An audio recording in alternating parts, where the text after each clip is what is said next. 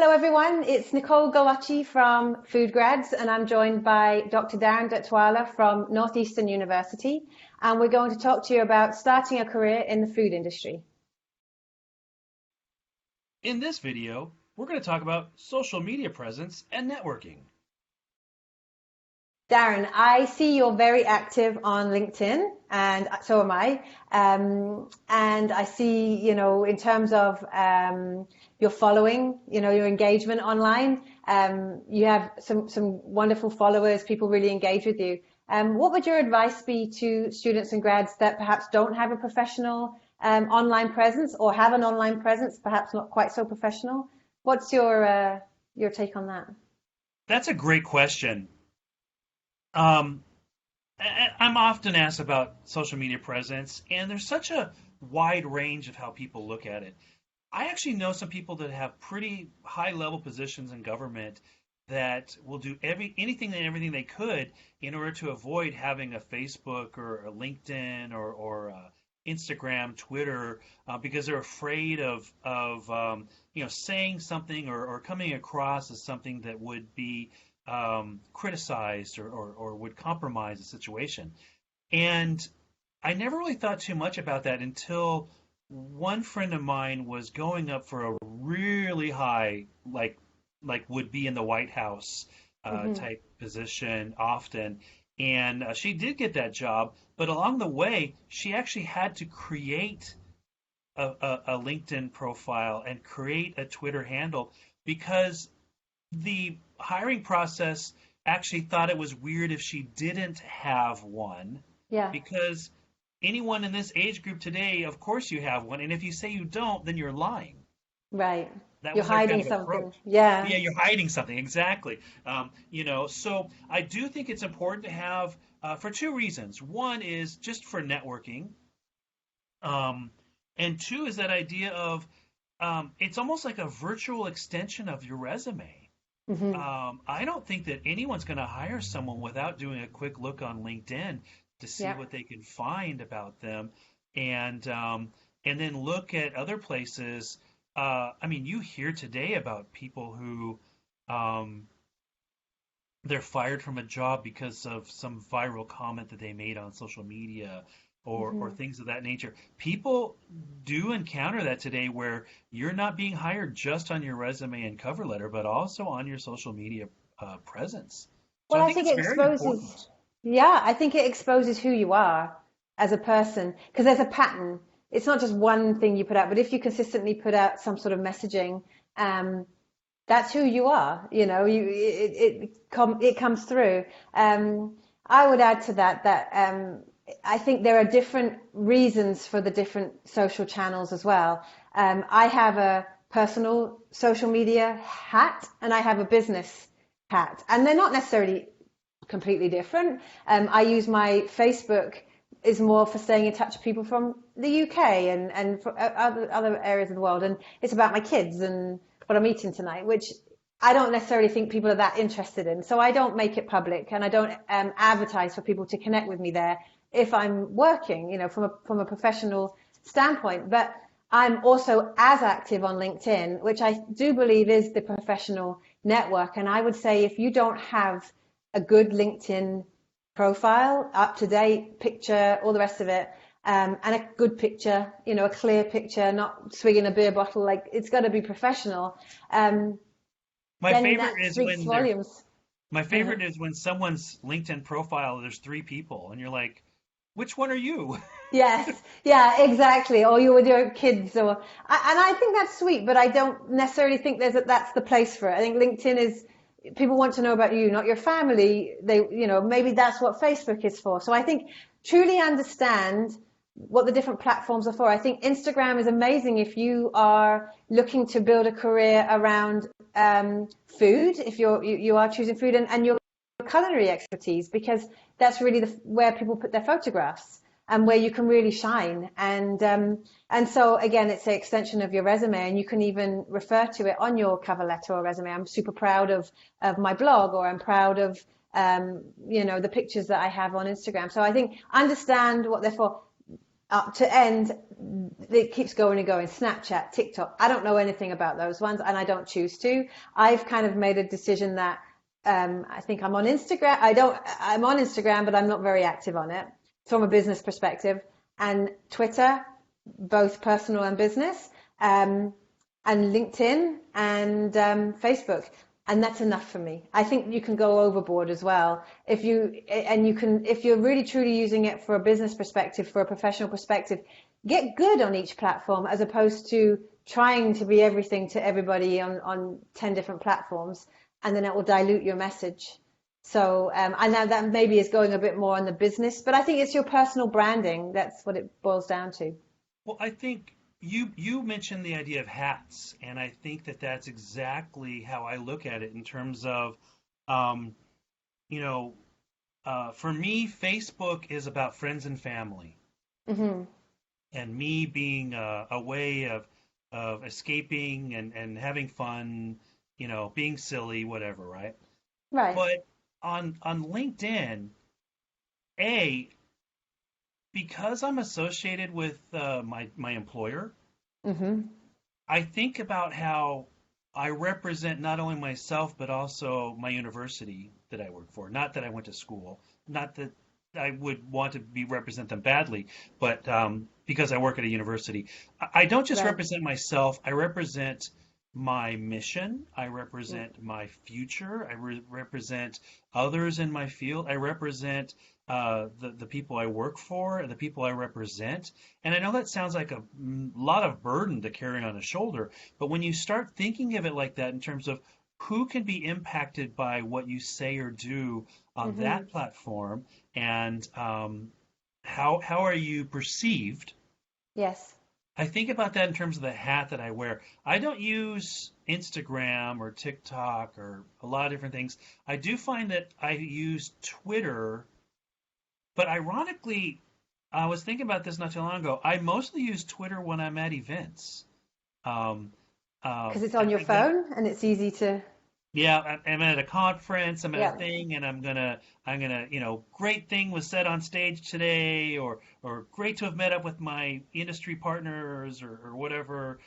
Great to represent my university here, that kind of stuff. Because I think of it in terms of I'm almost like I'm marketing. I'm trying to gain attention, whereas LinkedIn is I'm creating a persona, a perception, and so it's different hats, different functions Mm. in those different Hmm. platforms. But I think it's extremely important because a it's a two-way street. It's not just about you just putting yourself out there on this platform. You should be using, especially LinkedIn. There's other platforms as well. And did you know that LinkedIn turns 18 this year? And That's that, crazy, isn't it? yeah, LinkedIn also existed before Facebook. Yes. I feel like I was one of the first on LinkedIn because as a recruiter, it changed. It was a game changer. So yeah, I was on there when it was like a few hundred people, it Yeah. was, yeah, Well, it's weird to think that we have someone like me who's been using LinkedIn for, the last, let's say, maybe, a third of my life, and or so. I don't know. I'm not really doing the math. But then you've got people who literally are very young, yeah, who they grew up and LinkedIn was always was already there. there. Well, and Um, I think it's evolved too because when I first came out, people were reluctant to have a profile because it was seen as the place you went to look for a job. So people were very reluctant to create a profile because they didn't want their boss to see that they had a profile because then it would tell the world that they're actively looking. And that's not the case anymore. Everybody has a LinkedIn profile. I have to admit, I spend half my time on LinkedIn reading articles and Yeah. looking at my contemporary, my counterparts, looking at people who I respect, who I work with, who I want to see on a stage. Now take LinkedIn as their stage to talk Yeah. about the topics of the day, everything from, changes in laws and policies to coronavirus to innovation and science, and to have that opportunity to not only hear what they're saying, but also seeing how others are responding. Responding, yeah. It's part of that overall picture of networking, because you can also see how companies post and how Hmm. companies react. And Hmm. if I'm applying for a job, I might look at the company's social media presence to make Yeah. sure that I understand them as well. Well, because you're definitely going to have people that write a comment, and it's always interesting to see the responses and or how engaged. I mean, is this just do you actually want to engage with your customers and potential employees, or is this just all marketing? I think that's really important too. A company that puts something out there and actually you see them engaging with people that have comments, maybe they're positive, maybe they're negative, and it's all about how the company responds. I think that speaks volumes to their culture and if you're going to be a good fit there. Yeah, I think there's so many benefits from it. You are always going to have people that are negative and you're always going to get a little bit of that. And that's okay. Again, you don't have to engage. You don't have to get nasty. I think the last thing you do is get into it. Just step away. You're entitled to your opinion. That's great. Have a great day. Walk right, away. right. It's good. It's almost a good. It's what happens in life. It's just online. Problem is, if you say something in person, it's gone. If you say it online, it's there forever and it can be screenshot, you can be reminded as we know. So you have to be very mindful. If you write something, I always say read it over a couple of times. If your gut is saying, maybe don't post it, maybe sleep on it. If you really truly feel it's important, post it the next day because you can't really take it down again. You can delete it, doesn't mean it's gone. So Sure. Well, and things move at such fast pace, and if we're not taking that opportunity to make sure, second check what we're posting is really on message with what we want to do or achieve, then we're missing out on an opportunity. But I think that things also move at such a fast pace that I know people that I can connect with on social media, but I never have the time to connect with them on the phone, or I rarely hmm see them in person. And now, with so many people working remote and not able to go into to work as often as they used to, or not being able to go to conferences, and conferences have been canceled or postponed, or yeah. people not wanting to travel. People are still engaging through these social media platforms, and they're hmm building new relationships. They're forming new ideas, finding new solutions, and I think that it's an exciting place to find momentum and inspiration. Yeah. 100%. And, well said. And I think it leads nicely onto talking a little bit about networking because it is one of the same. I mean, if you're having a conversation with somebody online, you're essentially networking. And, as you mentioned, more and more of that's gone online. Do you get questions from students and grads asking about networking events and that type of thing? I ironically talked to, I think, three or four students within the last couple of weeks, and an interesting pattern emerged. They all brought up networking and then quickly followed it up with the idea that I'm such an introvert. I'm not outgoing. And they weren't really looking at social media like LinkedIn as a platform that even an introvert can build a network. And in all those cases, I connected them with a women in food profession LinkedIn group. Yeah. Um, and you don't have to be an extrovert to be able to benefit from um, the power of being part of a group, and having some No. members behind you that could be listening and suggesting and offering and connecting and building a bigger platform. So whether you're an introvert or an extrovert, whether you're in Canada or US, whether you are in your early 20s or in your early 50s, it's a great leveling platform for networking when you look at Hmm. not just the in-person, sometimes expensive, sometimes time consuming, sometimes scary, Yeah. but also the social media options and opportunities for that networking. I know so many people that got a job this way. I know people Yeah, that found love and got married through social media. So absolutely. the opportunities are wide, but Endless. be engaged in network is going to help you in ways that you probably don't even think about Yeah. from time to time.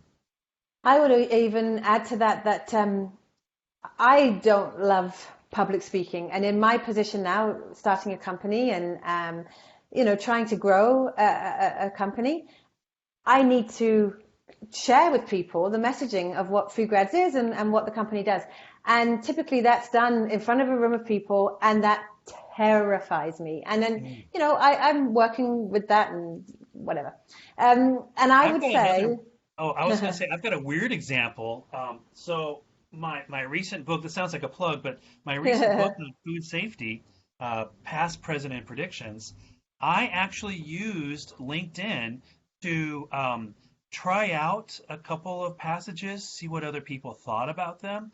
yeah, Also to connect with people in terms of interviewing and reviewing some of my work.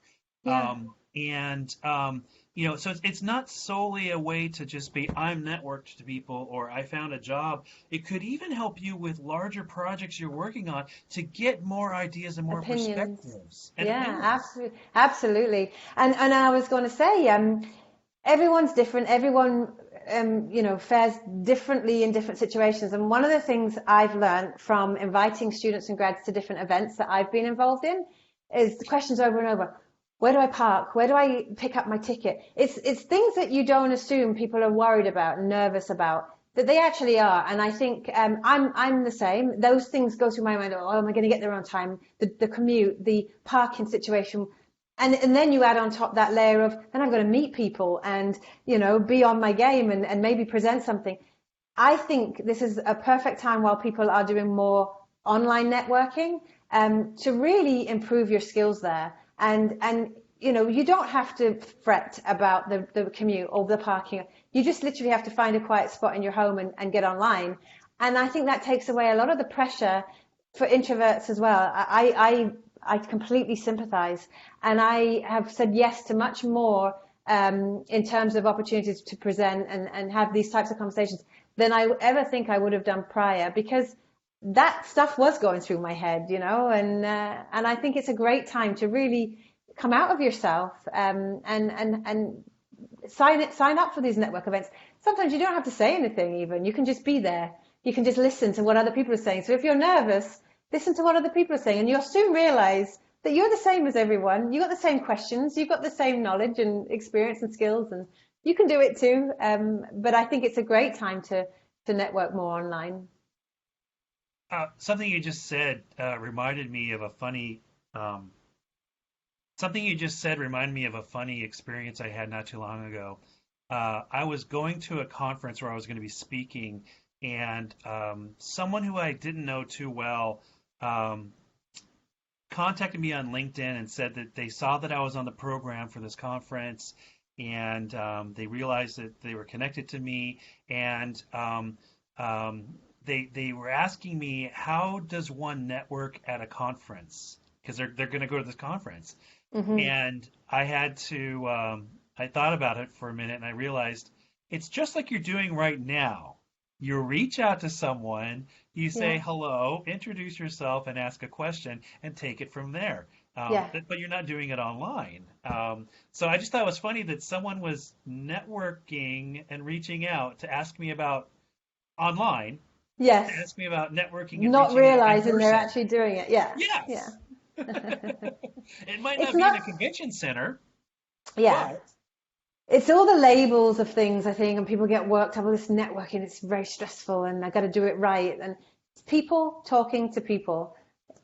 That's all it is. And I think actually online is giving a great opportunity. You've always got to find the lemonade from the lemons, I think. And right now is a tough time because we can't go out, and these conferences, these amazing conferences that we all look forward to, have been cancelled. But that's okay. We can make the best of online networking, and there's so many. You don't have to worry about cost, travel, all those things that would stop you potentially before. You can sign up and do it from the comfort of your living room. yeah. Oh, great points. I think too. if you're always asking for help and you're never offering help, or if you're asking for Mm, advice and never offering advice, don't make it a one-way street. You right, know, offer an opinion, offer help, offer insight. Don't just ask for it online with social media. right. It's true. Don't forget to check out the other 4 parts of this series. We hope you're enjoying and getting some value from our conversations. Also, don't forget to visit www.foodgrads.com and create your free profile today.